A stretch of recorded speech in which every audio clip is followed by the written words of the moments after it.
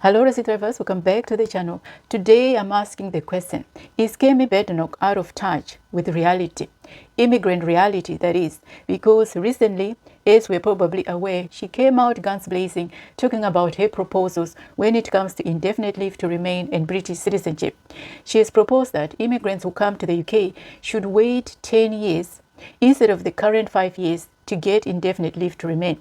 And she's also proposed that immigrants who come to the UK should wait 15 years instead of the current 6 years. Kemi is also proposing a strict economic contribution criteria where migrants should prove themselves that they are net contributors to UK's economy. She's proposing that migrants should pay more in taxes than they receive in benefits and services.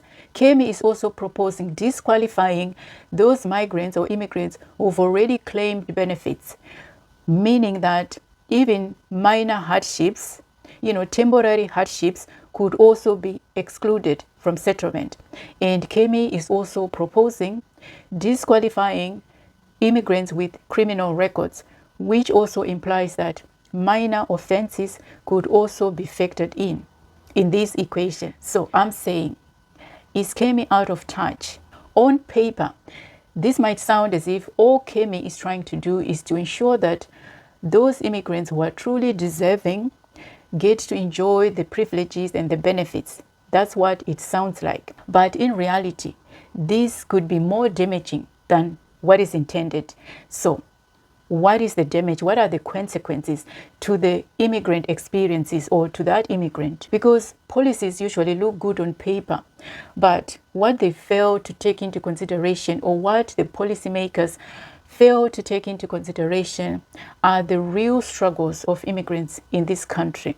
Because as immigrants, we face unique challenges that the rest of the population or the natives of this country do not necessarily face. The first one is to do with the financial burden that comes with the visa costs.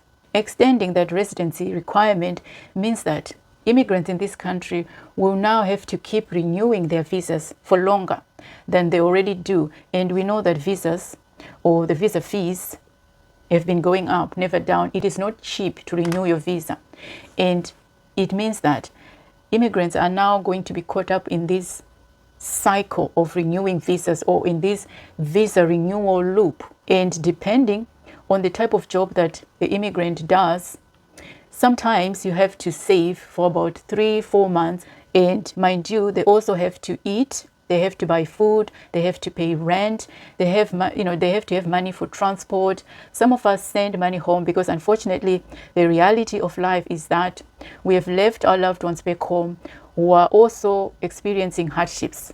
And with the rise in cost of living, I remember when I came to this country, £50 could go a long way, but that is not the case nowadays. I know of some people who have had to delay their life goals, myself included, buying a house, starting a business, traveling, treating their kids to certain things, paying for their driver's lessons, doing things that normal people do. People have had to delay those life goals because they are caught up in this cycle of saving towards the visa fees. People are putting their lives on hold because of the cost. With this policy, it means that that struggle is going to be extended.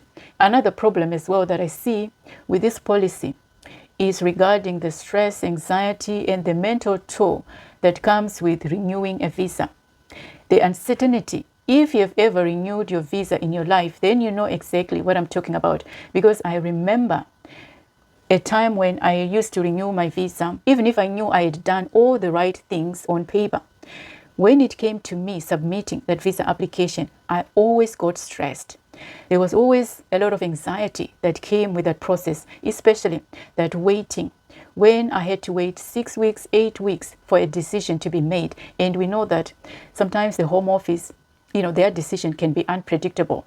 Anything can happen. And also job security. Because, things have changed a lot since I came to this country. Back in the day, I remember you could actually get a job using, that letter you got from the Home Office after submitting your application to the Home Office. If you were renewing your visa, you could actually use that receipt or that letter to say, okay, we are still deciding your application. You could just give it to your employer as proof of, your visa status, they accepted that. Now I know that things have changed. Companies are now hesitant to employ someone who is, on that transition or who is on a temporary visa.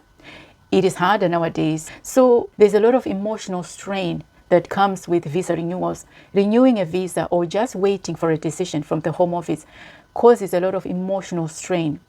The constant anxiety of worrying about your future, not knowing how your life, how things are going to go, takes a toll on your mental health.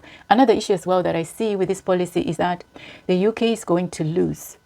It is going to lose skilled workers, those highly skilled workers, because the truth is, skilled immigrants have got options.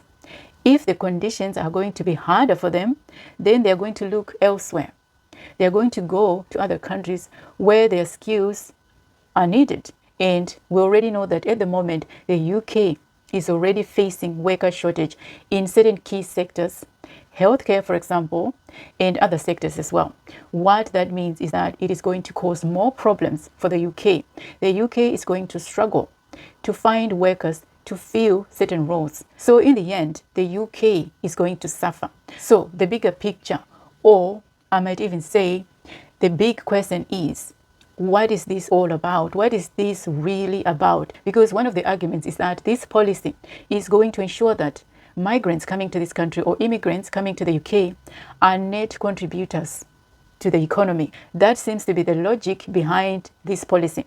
But if we are to look at the reality, the current reality is migrants already contribute more than they take. The numbers show that migrants actually contribute billions of pounds in taxes. Migrants actually contribute more while using fewer public services compared to the natives of this country, compared to the rest of the population.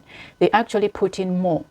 And also don't forget that contributions go beyond taxes.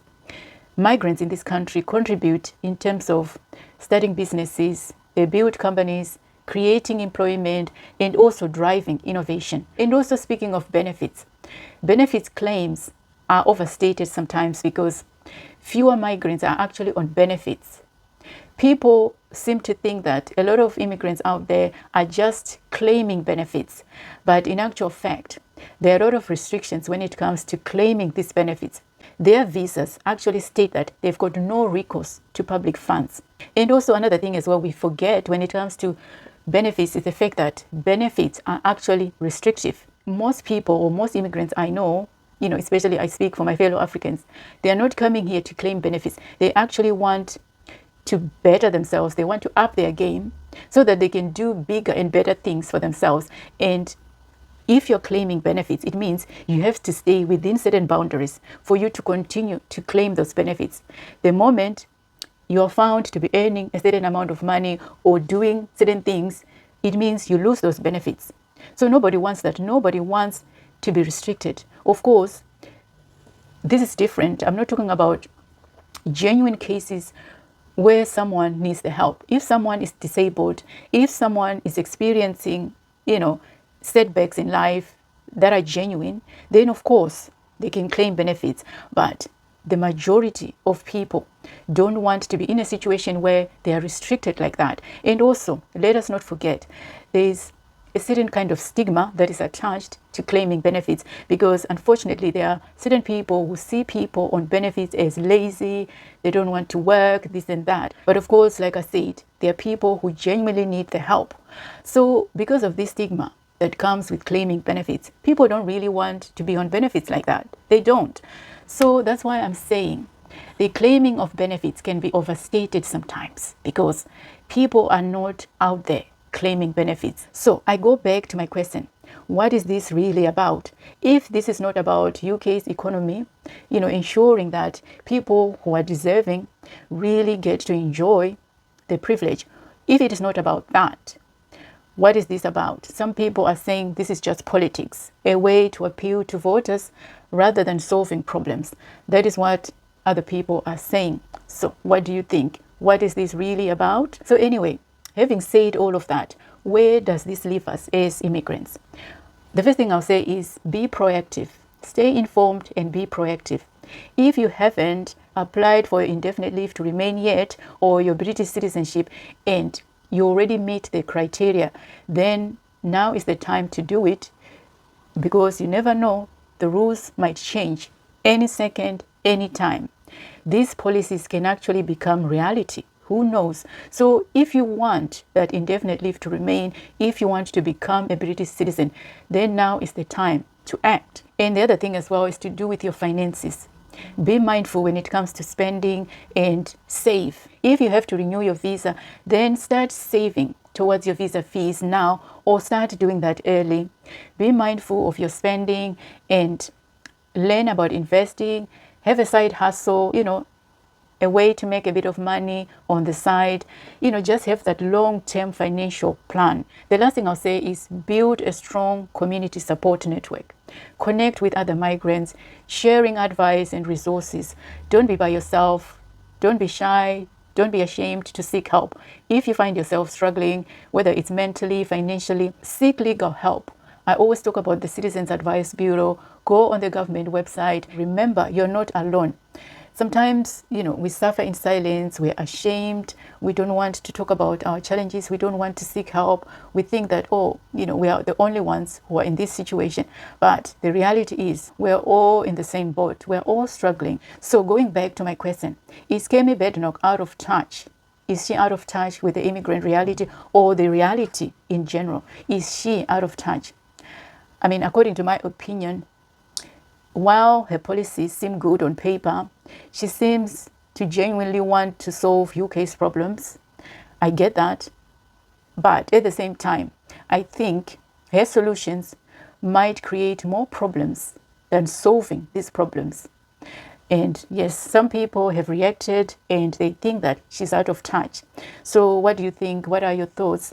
Do you think this is the solution? Do you think if these policies were to take effect, do you think they're going to solve UK's problems, or are they going to create more problems? What are your thoughts? I would like to hear what you think. Don't forget to give this video a thumbs up. I'll see you next time. Take care.